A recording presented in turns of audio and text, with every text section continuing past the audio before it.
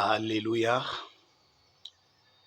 Bien-aimés, une fois de plus, bonjour et soyez beaucoup plus bénis dans le nom précieux de notre Seigneur et Sauveur Jésus-Christ. Le précieux nom de notre Seigneur et Sauveur Jésus-Christ de Nazareth. Grande est ma joie parce que le Seigneur Jésus nous permet encore de se retrouver une fois de plus ce jour. Il a plu dans son amour de nous faire grâce et dans cet amour, nous avons bénéficié de son souffle de vie. Par sa grâce, nous sommes debout et c'est un privilège. À chaque fois qu'il nous fait honneur d'être debout, il y a de quoi dire merci, il y a de quoi l'apprécier pour tout ce qu'il fait pour nous. Alors, ce matin, nous allons revenir sur notre thématique. Nous sommes dans un vaste programme intitulé « L'autel et son sacrifice ». Voilà le thème que nous avons depuis un bon bout de temps. Nous tirons déjà à un mois avec ce thème. Le thème est intitulé « L'autel et son sacrifice ». Et la fois passée, nous avons parlé. Le sous-thème était intitulé « Je refuse de mourir sur un autel maléfique ». Et nous avons tiré la lecture du livre du Juge où nous avons vu l'histoire de Samson. Samson qui était un héros que Dieu avait suscité à la nation d'Israël pour pouvoir venir à bout des Philistins qui constituaient une menace pour la nation d'Israël, pour le peuple d'Israël. Et quand nous voyons la fin de Samson, Samson est fini sur un autel des Philistins. Les Philistins adoraient une divinité maléfique au nom de Dagon, Dagon qui veut dire le dieu des eaux, poisson.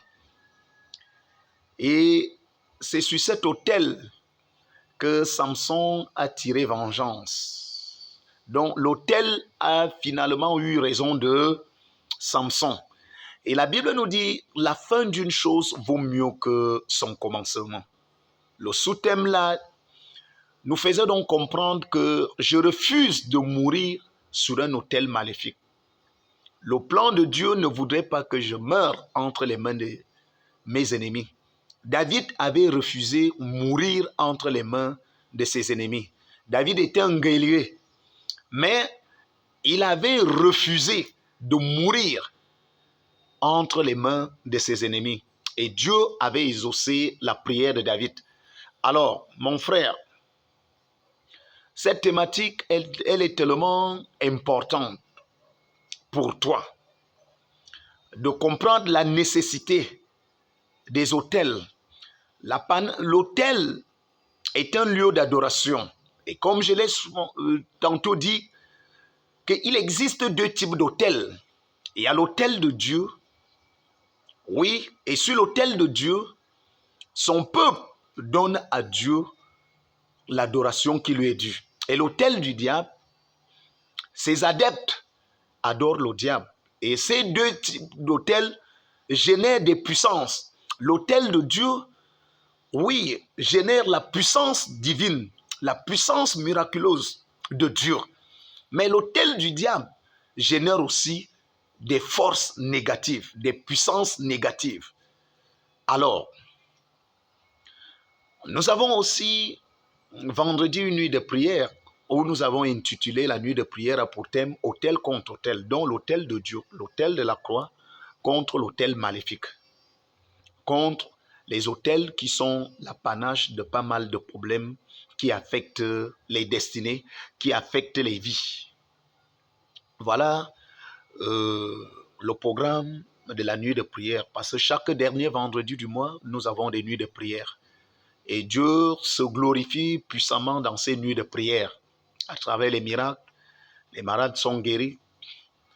Dieu vraiment manifeste sa grâce au milieu de son peuple à travers tout genre de miracles, des guérisons instantanées. Il se glorifie puissamment dans ces programmes. Donc là, c'est vendredi. Mais aujourd'hui, pour la thématique d'aujourd'hui, nous allons tirer notre première lecture dans le livre de 1 Roi chapitre 13. Du premier verset, nous allons beaucoup lire. Du premier verset, presque au verset 27. 1 Roi chapitre 13, du premier verset au verset 27. Et là, nous allons voir l'histoire de Jéroboam, un homme au nom de Jéroboam. La Bible dit que la maison de Dieu, Bethel, était la maison de Dieu. Et l'autel de Bethel était déjà corrompu. Il y avait un vieux prophète sur cet autel. L'autel, la maison de Dieu de Bethel. Bethel qui veut dire maison de Dieu. Cet autel était déjà corrompu à travers tout genre d'actes abominables. Jéroboam n'était plus agréable à Dieu. Vous savez, quand vous n'êtes plus agréable à Dieu, ce que vous allez faire ne glorifie pas le nom du Seigneur. L'autel de Bethel était déjà corrompu. La Bible nous dit que Dieu a suscité donc un jeune prophète pour aller détruire cet autel, pour aller renverser cet autel parce qu'il n'était plus agréable à Dieu. Et au préalable, il y avait un vieux prophète. Aussi, vous savez, on ne dit pas vieux prophète en âge qu'il était déjà âgé. Vieux dans le sens que ce qu'il faisait n'était plus agréable à Dieu. Ça n'a rien à y voir avec l'âge. Il était déjà corrompu. C'est-à-dire il n'apportait plus la vie aux gens. Le prophète est celui-là qui doit parler de la part de Dieu. C'est dans la bouche du prophète qu'on comprend Dieu. C'est dans la bouche du prophète. Le prophète proclame les oracles de Dieu. Alors, ce vieux prophète, lui, n'était plus agréable à Dieu. Dieu a donc suscité un jeune prophète. Et ce jeune prophète, il avait pour mission d'aller détruire l'autel de Baal. Et vous savez, chaque autel a un sacrificateur. Le sacrificateur, c'est celui-là qui entretient cet autel. Donc, en d'autres termes, comme on peut parler du dépositaire. Un dépositaire est celui-là qui est censé entretenir l'autel, qui veille, qui entretient de jour comme de nuit à travers des exercices spirituels qu'il exerce en ce lieu. Alors, Jéroboam, la Bible nous dit donc que quand le jeune prophète va se rendre sur cet autel, il va trouver Jéroboam en train de brûler les parfums. Donc en train de rendre service, en train de rendre ministère sur cet autel. Et lorsque le prophète, le jeune prophète va prier, qu'est-ce qui se passe? La puissance de Dieu va se manifester et l'autel va se fendre. Et la Bible nous dit que la cendre qui était sur cet autel, la cendre là est sortie.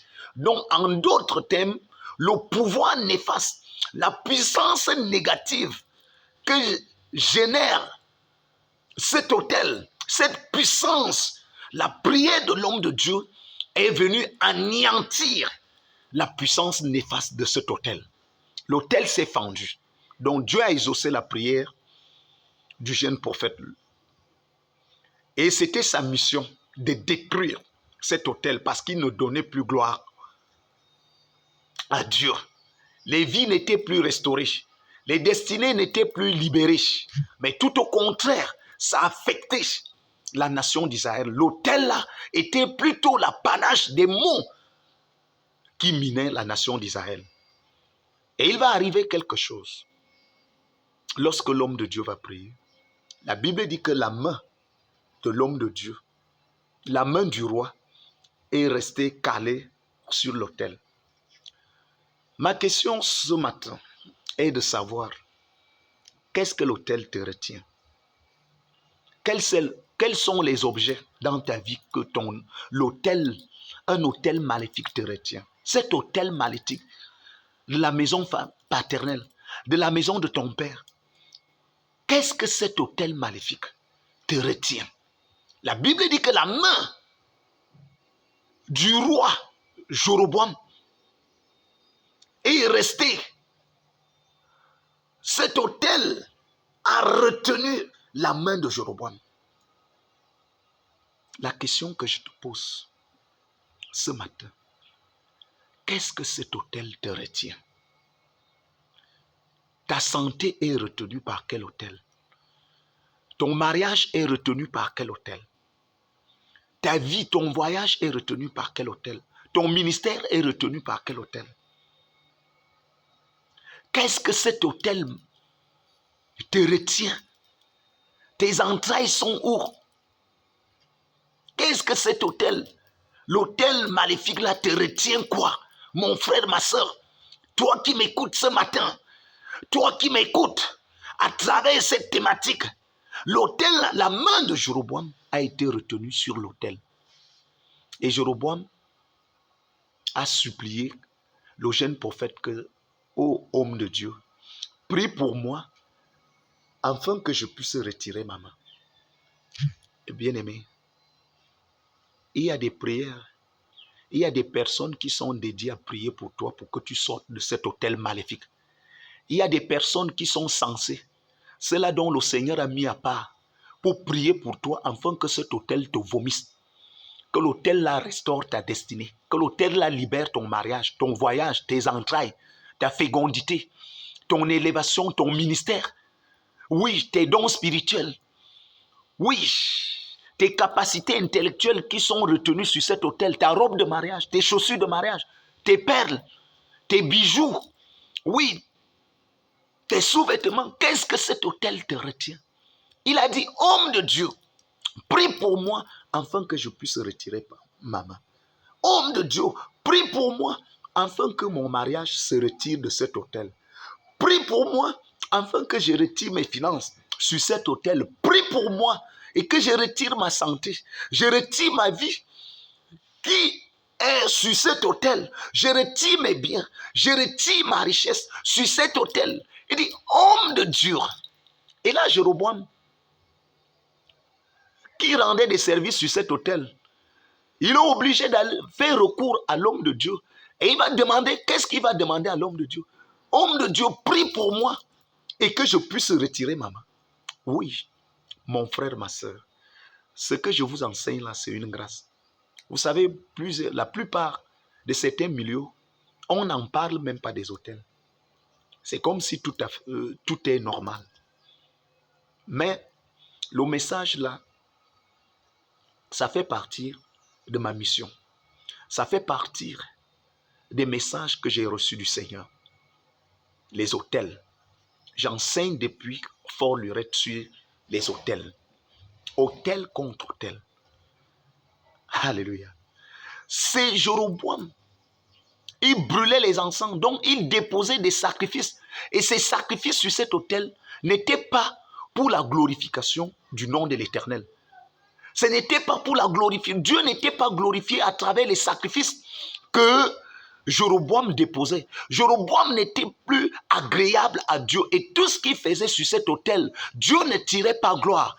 Il y a des satanistes aujourd'hui, ils déposent sur les autels des sacrifices dans l'optique de nuire à autrui. Plusieurs destinées sont affectées à cause des autels maléfiques qui parlent contre les destinées. Oui, plusieurs aujourd'hui sont affectés à travers des autels maléfiques. Peut-être tes problèmes aujourd'hui, c'est l'apanage d'un autel maléfique familial qui parle contre ta vie. Dans chaque quartier aujourd'hui, il y a des autels qui parlent. Il y a des autels qui affectent les destinées. Vous voyez des gens, peut-être c'est l'ivrognerie. La jeunesse est livrée. Et vous parlez aux enfants. Vous avez l'impression que les enfants ne vous écoutent pas. Or, c'est l'apanage des autels. C'est à cause d'un autel qui parle contre cette jeunesse, quelque part. Il y a des familles, les gens ne se retrouvent pas. Les gens sont ivrognes, des drogués. Les gens se livrent à des pratiques abominables, à des pratiques qui ne glorifient pas, qui n'honorent pas Dieu. Les gens sont plus religieux que chrétiens. La chrétienté, c'est un style de vie. Ce n'est pas parce qu'on n'est pas chrétien, parce qu'on n'est pas musulman. La chrétienté, c'est un style de vie. Au centre de cette vie, il y a une personne, Jésus-Christ de Nazareth. Alors, on n'est pas chrétien parce qu'on n'est pas musulman. Pour d'aucuns, c'est ce qu'ils se disent. On est chrétien parce que Christ est en nous. On voit Christ. Et c'est un style de vie. On voit la vie de Christ en nous. Alléluia. Et parfois, dans la plupart de certaines familles, les gens ne connaissent pas Dieu en esprit, en vérité, pas parce qu'ils ne veulent pas, mais parce que leur adoration a été consacrée aux autels des faux dieux. Peut-être les coutumes, les traditions, ils sont plus dans les traditions et ces traditions ne glorifient pas le nom du Seigneur. C'est des traditions abominables qui n'ont rien à y voir avec le Seigneur. Et tout ceci, c'est le fruit des autels. Parce qu'un autel œuvre dans une famille, peut-être le grand-père était marabout, il était charlatan, alors il a consacré toute sa famille sur cet autel, au point que personne ne se distingue par une bonne adoration. Personne ne connaît Dieu en esprit, en vérité. Pourquoi? Parce que dans cette famille, plusieurs générations ont été consacrées à cet autel qui affecte donc l'adoration des gens, au point que les gens, lorsqu'il faut même aller dans une église, puisque tenez-vous tranquille, il y a des églises où les gens adorent véritablement par Dieu en esprit, en vérité. Il y a des églises aujourd'hui où peut-être l'auberger, c'est un rosicrucien, c'est un franc-maçon. L'adoration qui est dédiée, c'est une fausse adoration. Ce n'est pas une adoration au véritable Dieu, au vrai Dieu. Alors, bien-aimés, toutes ces choses, nous sommes censés les connaître. La Bible déclare que dans le livre de Samuel, en Samuel chapitre 16, Dieu a dit au prophète Samuel que l'homme regarde à ce qui brille, à ce qui frappe. Mais moi, l'Éternel, je regarde au cœur. Dieu ne regarde pas à l'apparence. L'homme, lui, regarde à l'apparence, mais Dieu, lui, regarde au cœur. La Bible déclare, Jésus a dit à la femme samaritaine, dans Jean chapitre 4, verset 22, que l'heure vient, elle est déjà venue, où les vrais adorateurs adoreront le Père en esprit et en vérité. Et ce sont ces adorateurs-là que le Père aime. Mon frère, il faut faire partir des vrais adorateurs. Et les vrais adorateurs, c'est ceux qui ont reçu Jésus-Christ dans leur cœur comme Seigneur et Sauveur personnel. Ceux qui ont confessé Christ en toute sincérité comme Seigneur et Sauveur personnel. Et on voit la vie de Christ en eux. Et c'est ça, l'adoration à l'Éternel. Alléluia. Bien-aimés, nous sommes sur les autels. Donc, l'autel de Bethel était déjà dilué, corrompu. Pourquoi? Parce que ce qui se pratiquait sur cet autel, Dieu ne tirait plus gloire. Et c'est pour cette raison, Dieu a fait du nouveau. Il a suscité un jeune prophète. Et ce prophète avait pour mission de détruire cet autel. Non seulement de le détruire, et de mettre aussi un terme à tous ceux qui sont des adorateurs de cet autel, qui entretiennent cet autel dans le but d'être négatif. Comme je vous ai dit que le sacrificateur, il existe deux types de sacrificateurs, le sacrificateur divin et le sacrificateur maléfique. Alors, sur ces deux types d'autels, tous les deux types d'autels ont des sacrificateurs. Mais sauf que il y a des sacrificateurs pour Dieu, il y en a aussi des sacrificateurs pour le diable. Jéroboam était donc ce sacrificateur qui brûlait donc des encens, mais ce qu'il faisait sur cet autel, Dieu ne tirait plus gloire. Et c'est pour cette raison, quand le jeune prophète est venu sur cet autel, il a prié. L'autel a été ébranlé. Je suis venu te dire Oui, dans cette thématique, hôtel contre hôtel, l'hôtel qui affecte ta vie là, qui affecte ta destinée, doit être ébranlé. Et la Bible déclare que après ce qui s'est passé, quand l'autel s'est fendu, le jeune prophète, sur l'ordre de Jéroboam, qui était roi, il a demandé au jeune prophète de prier pour lui.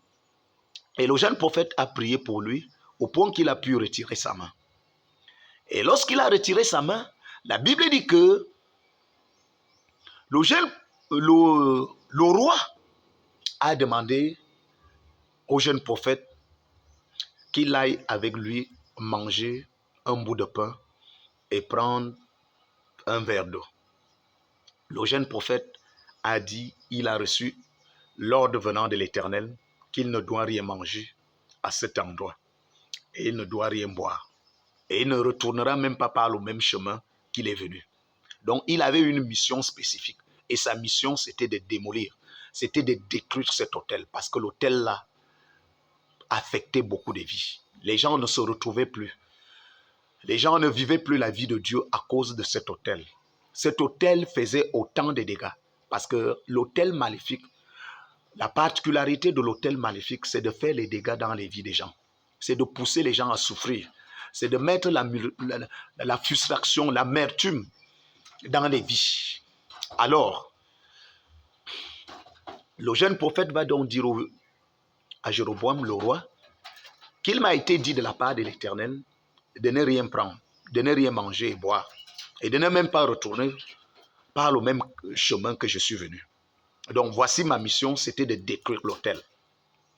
La Bible nous dit que il y avait là les fils du vieux prophète, parce qu'il y avait le roi.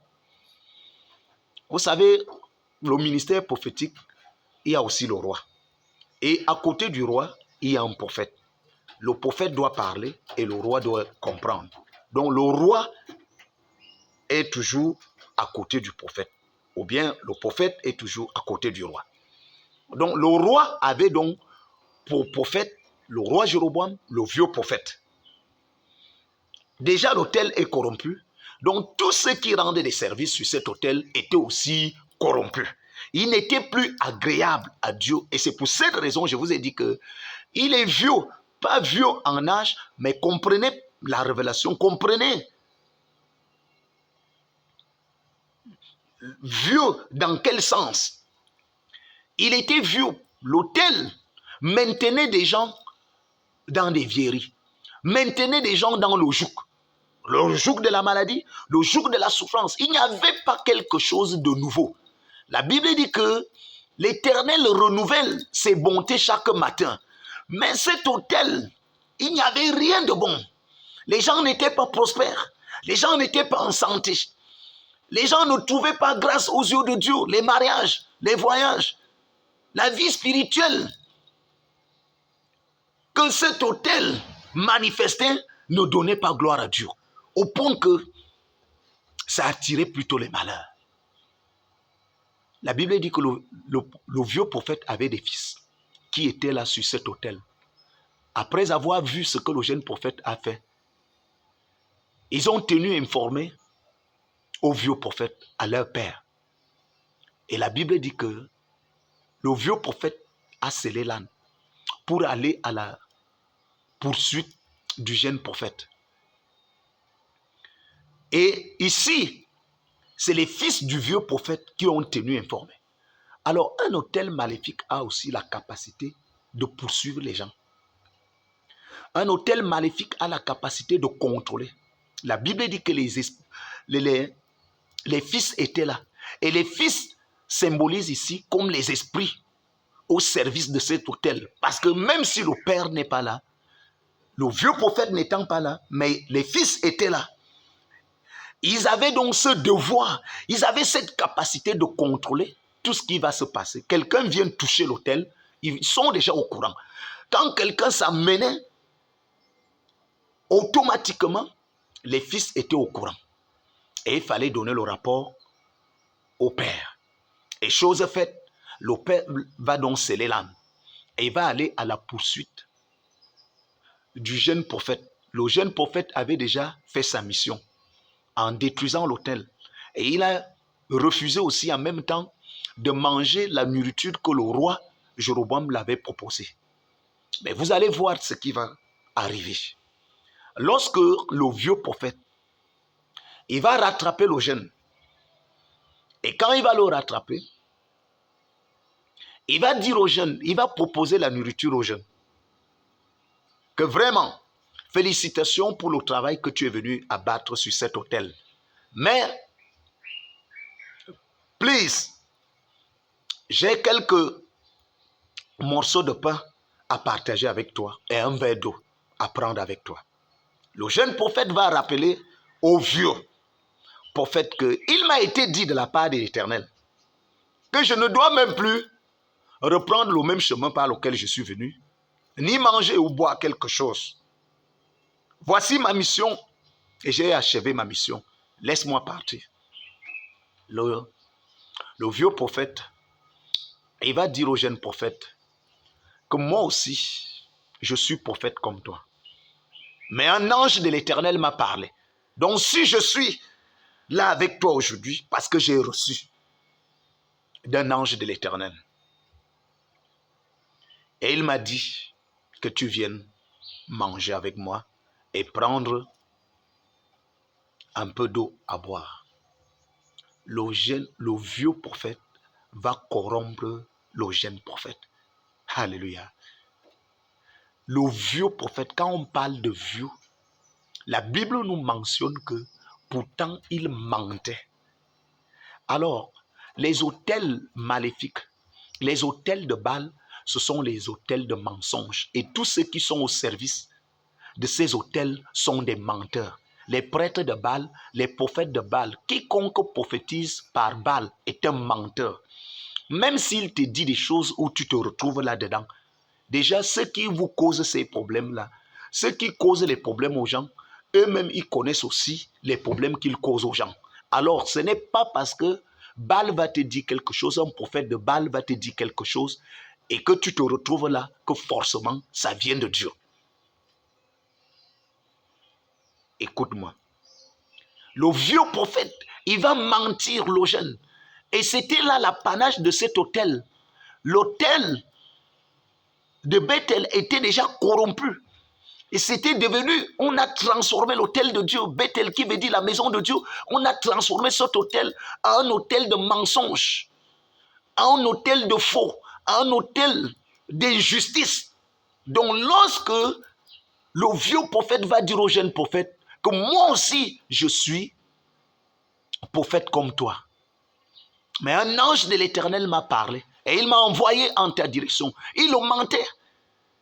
L'une des choses qui caractérise les autels de Baal, c'est le mensonge. C'est la malhonnêteté. C'est l'escroquerie.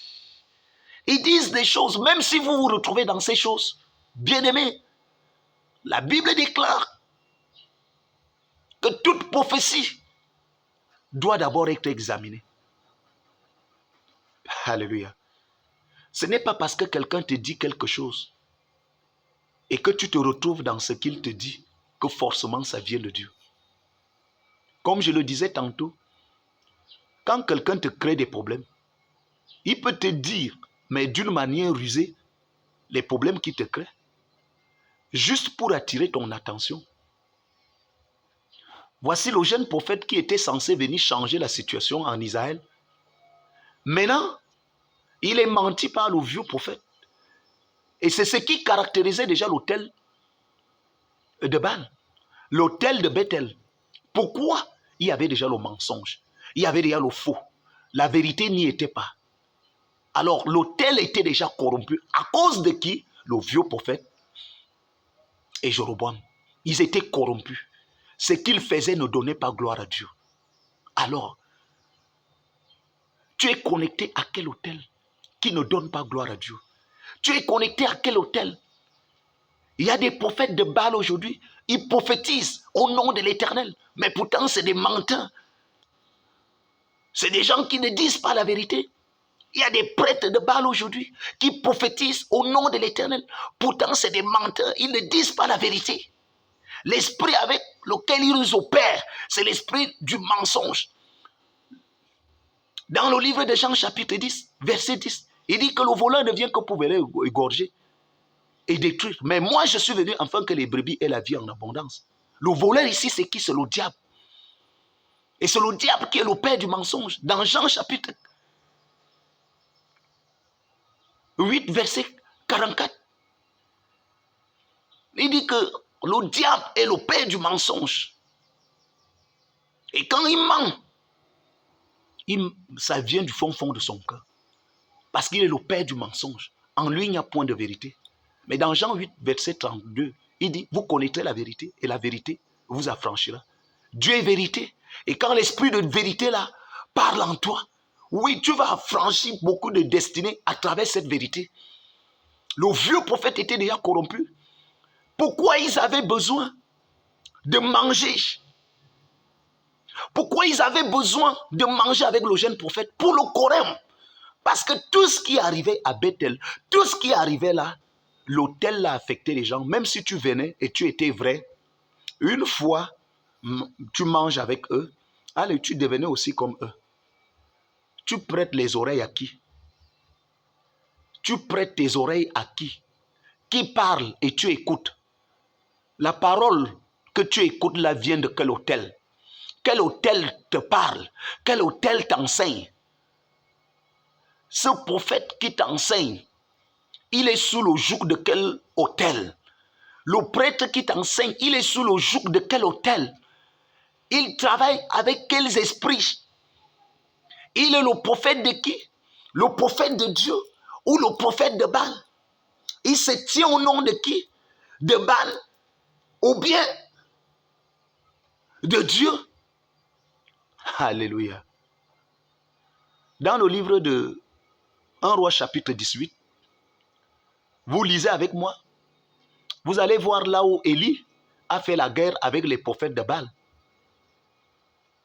Élie avait tué 450 prophètes de Baal qui mangeaient sur la table de Jézabel. Jézabel ici peut être femme, il peut être homme, mais c'est un esprit de mensonge, de séduction, qui détourne les gens de la vérité.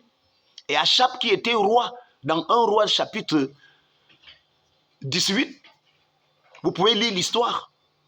Vous convenez avec moi que l'autel de Jézabel avait un autel. Il avait à son actif 400 prophètes de Baal, 450 prophètes de Baal qui mangeaient sur sa table, qui étaient sous son autorité, qui étaient sous son influence. C'est elle qui donnait des révélations. C'est elle qui se révélait aux gens.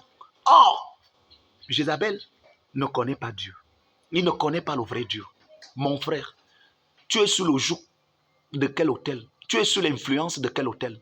Mais quand Élie a ordonné qu'on bâtisse l'autel, Élie a bâti l'autel à l'honneur de l'Éternel. Il a demandé aussi à Baal que ces faux prophètes bâtissent aussi leur autel à l'honneur de leur Dieu. Chose faite. Ils ont invoqué Baal. Élie pouvait se moquer d'eux. Que peut-être Baal dort. Peut-être qu'il est en voyage. Peut-être qu'il est en congé. Ils ont invoqué Baal. La Bible dit qu'il n'y a eu aucun son. Il n'y a eu même aucun bruit. Baal n'a pas répondu. Mon frère, ma soeur, sur quel autel tu es sous l'influence de quel autel? Quel autel contrôle ta vie, ta destinée, ta carrière, ton mariage, ton foyer, tes finances, tes affaires, ta santé, tes relations? Quel est l'autel qui contrôle tes affaires? La Bible dit qu'ils ont invoqué Baal. Baal ne les a pas répondu. La Bible dit que maudit soit celui qui se confie à un homme et béni soit celui qui se confie à l'Éternel. Et que ceux qui fabriquent ces faux dieux-là et qui adorent ces faux dieux, ceux qui les adorent, eux-mêmes les ressemblent. Ils sont comme ceux qui fabriquent ces faux dieux. Quand Élie, lui, il a invoqué l'Éternel, il a dit, Seigneur, Laisse qu'ici en Israël, qu'on sache que je suis ton serviteur et que ce que je suis en train de faire vient de toi. La Bible dit que le feu est descendu sur l'autel. Et quand le feu est descendu, en Israël, les gens ont vu la puissance de Dieu. Élie servait l'Éternel. Élie était le prophète de l'Éternel. Il a invoqué le feu de Dieu. Et le feu est descendu. Les gens ont vu la puissance de Dieu. Et la Bible déclare, ces 400 prophètes de Baal, 50 prophètes de Baal qui mangeaient sur la table de Jézabel, Jézabel était leur patron. La population a léché ces 450 prophètes de Baal. Et Israël a su que c'est l'Éternel qui est Dieu. Et ils ont abandonné les prophètes de Baal. Alors, quand une nation est sous l'influence des faux prophètes, quand une famille est sous l'influence des faux prophètes, quand une famille est sous l'influence des autels maléfiques, parce que chaque autel a un prophète. Si l'autel n'est pas agréable à Dieu, même les prophètes qui se tiennent sur cet autel ne sont pas aussi agréables à Dieu. Les faux prophètes opèrent sur les autels de Baal. Et c'est eux qui entretiennent Baal. Et Baal est leur maître. Alléluia. Mais moi, je suis venu te dire, je suis le prophète de Dieu. Et comme je te parle là, je suis l'autel de Dieu. Et je suis tenu sur l'autel de Dieu. Alléluia. La Bible dit que quand Élie a prié, le feu est descendu. Et le Dieu que je sers, c'est le Dieu qui répond par le feu. Le Dieu que je prie, c'est le Dieu qui répond par le feu. Il dit dans le psaume 104, verset 4, il fait de ses messagers les vents, ses serviteurs les flammes de feu. Élie a invoqué le feu sur l'autel et le feu est descendu. Les prophètes de Baal ont invoqué leur Dieu, Baal. Et il n'y a eu ni bruit, ni réponse. Élie a ordonné qu'on finisse avec ces 400 prophètes de Baal.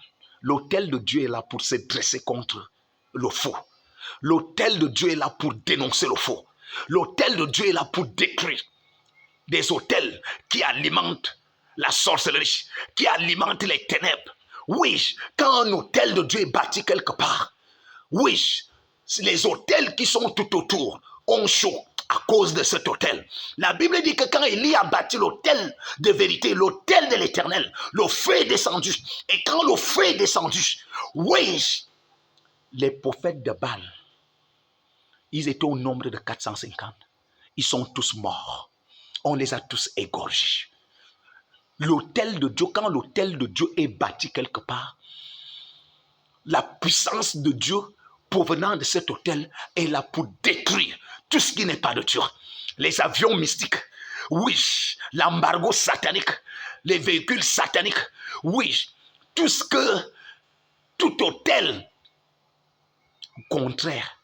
L'autel de Dieu est là pour détruire les autels contraires. Quand l'autel de Dieu est bâti dans un quartier, dans une ville, la mission qui est assignée à cet autel, c'est de détruire les autels contraires. C'est de saccager les autels contraires qui sont tout autour.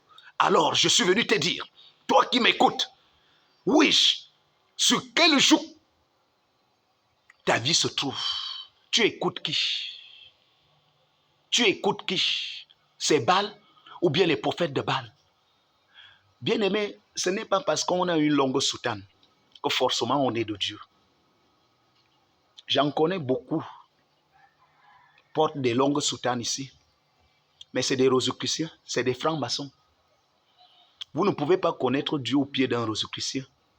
Vous ne pouvez pas connaître l'Éternel au pied d'un rosicrucien, à moins comme il est grâce, il fait grâce à qui il veut, il peut se révéler à vous. Mais la plupart, ils attendent Dieu au pied des satanistes. Ils invoquent Dieu sur le jour des autels maléfiques. Mon frère, ma soeur,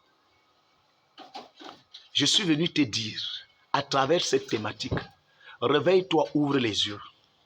Prie le Seigneur qu'il se réveille à toi sous le joug. Sur quel type d'autel influence ta vie?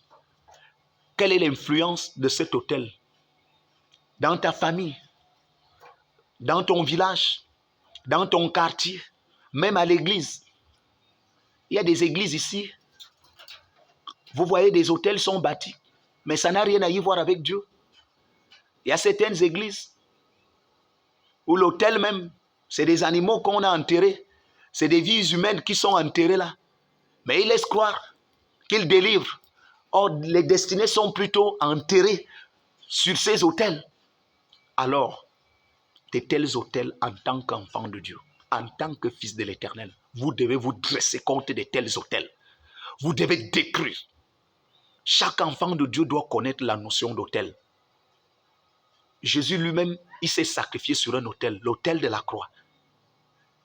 Et bien aimé, comme je vous ai ordonné de déposer sur l'autel de Dieu des sacrifices pour démolir, pour détruire les autels qui parlent contre vos destinées, contre vos vies. Oui, quand tu vas déposer le sacrifice sur l'autel de Dieu, lorsque tu vas déposer le sacrifice sur l'autel de Dieu, c'est pour détruire tous ces sacrifices qui vous réclament, les sacrifices de réclamation. Il y a des gens qui ont donné, qui ont livré des vies humaines sur des sacrifices. Il y a des gens qui ont livré des humains sur des autels. Il y a des autels qui tuent. Il y a des autels qui engloutissent les destinées. Mais à travers cette prière, bien-aimé, ta vie doit sortir de cet autel. Ton mariage doit sortir de cet autel. Tout ce que cet autel te retient, c'est la libération, c'est le déménagement. J'ai dit que ça déménage de cet autel pour toi, en ta direction, au nom puissant de Jésus-Christ. Tout ce que l'autel familial, l'autel ancestral, l'autel des faux dieux, l'autel de la magie, oui, a englouti dans ta vie, j'ordonne le déménagement. La Bible nous dit ici là, que le vieux prophète, après avoir, lorsque nous continuons la lecture jusqu'au verset 27, la Bible nous dit que le vieux prophète, il a corrompu le jeune. Et le jeune a prêté ses oreilles au vieux prophète à qui il ne devait pas prêter ses oreilles. Tu prêtes tes oreilles à qui? Tu prêtes tes oreilles à qui? Quel est le prophète qui te parle et tu comprends? Est-il le prophète de Dieu ou bien le prophète de Baal? Tu es le reflet de ce que tu écoutes. Tu reflètes ce que tu écoutes. Oui, si tu écoutes les prophètes de Baal, tu vas les refléter. Ta vie va refléter ce que tu écoutes. Tu es le reflet de ce que tu écoutes. La foi vient de ce qu'on entend et ce qu'on entend vient de la parole de Dieu. Et si le jeune prophète a écouté quoi qu'il était de Dieu, mais il a écouté le prophète de mensonge, le vieux prophète qui mentait. Il a prêté ses oreilles au prophète de mensonge au point qu'il a fait demi-tour, ce qu'il, l'Éternel, avait recommandé de ne pas faire. Et il va retourner chez le vieux prophète et manger à table avec lui. Sous le simple fait qu'il lui a dit que lui aussi, il est un prophète de l'Éternel et un ange de l'Éternel a parlé. Beaucoup sont là dehors. L'Éternel m'a dit, Dieu m'a dit, quand bien même Dieu n'a rien dit. Mais ils utilisent le nom de Dieu pour opérer avec, pour leur fin utile. Ils utilisent le nom de Jésus pour leur fin utile. Ils utilisent le nom de l'Éternel pour leur fin utile. Mais je suis venu te dire, oui, à travers cette thématique, que de telles personnes seront exposées. Reçois le discernement. Que l'Esprit de Dieu te fasse connaître qui est de Dieu et qui n'est pas de Dieu. C'est très important. Beaucoup prêtent leurs oreilles à des menteurs parce qu'ils viennent au nom de l'Éternel, parce qu'ils disent des choses au nom de Dieu, pourtant ils ne sont pas appelés de Dieu. Le royaume d'Éternel, l'Éternel ne les connaît point, mais ils viennent sous leur nom. Beaucoup aujourd'hui ont même des églises, ils ont embelli des salles, mais ils ne sont pas appelés de Dieu. Mais ils parlent au nom de l'Éternel. Ce vieux prophète, il est venu vers le jeune. Quoique le jeune était le prophète de l'Éternel, mais ça n'a pas empêché le vieux prophète à le tuer par son mensonge.